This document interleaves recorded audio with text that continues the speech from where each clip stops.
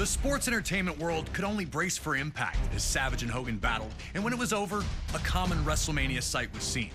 Hulk Hogan celebrating in the ring with the WWE Championship back in his possession. And as the 1980s gave way to the 90s, around the world there was a real sense of looking for the next big thing. The newest, the coolest, the fastest, the strongest, anything to show where the future was. This was also the case in WWE. It occupied for 6 years. The untamed superstar appeared capable of matching Hogan's strength and had dominated all other opponents.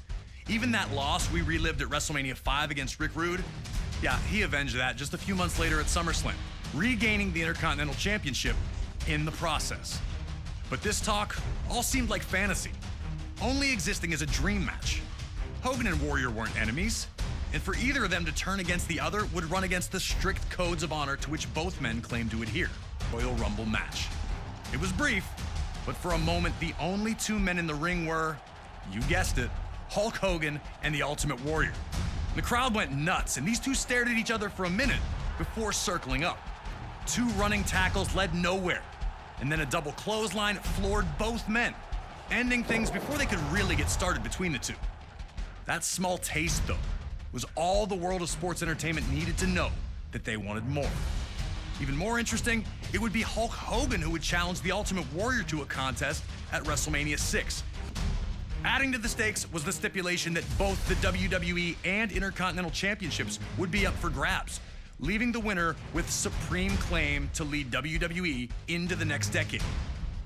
All right, now it's your turn to try and shock all the little Hulkamaniacs out there and try to beat Hogan at WrestleMania 6.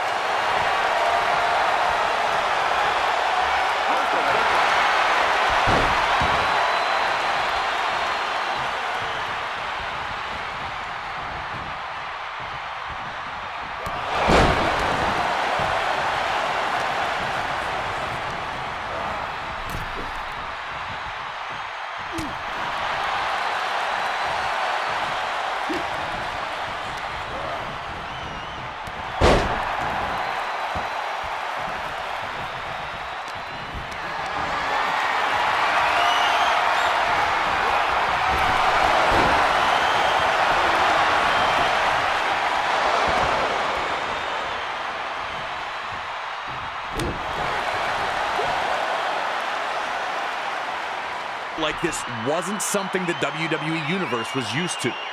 After the clothesline sent him crashing to the floor, Hogan appeared to hurt his knee, the last thing he needed. Ultimate Warrior was here to prove that his hype was real. Warrior was going to run right through Hogan at this pace.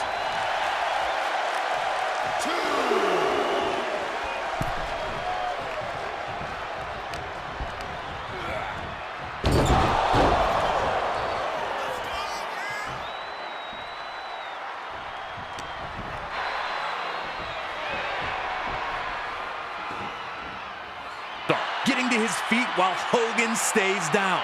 The Hulkster was running out of magic. Could he find one more iconic comeback?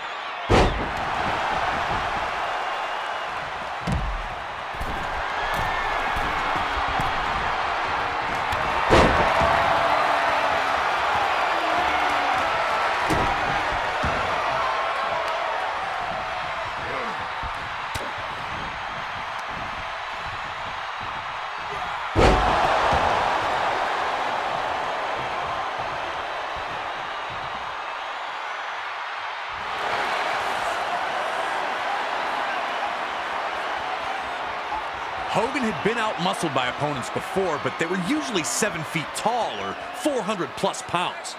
Siri gets flattened, and now there's no one to count falls.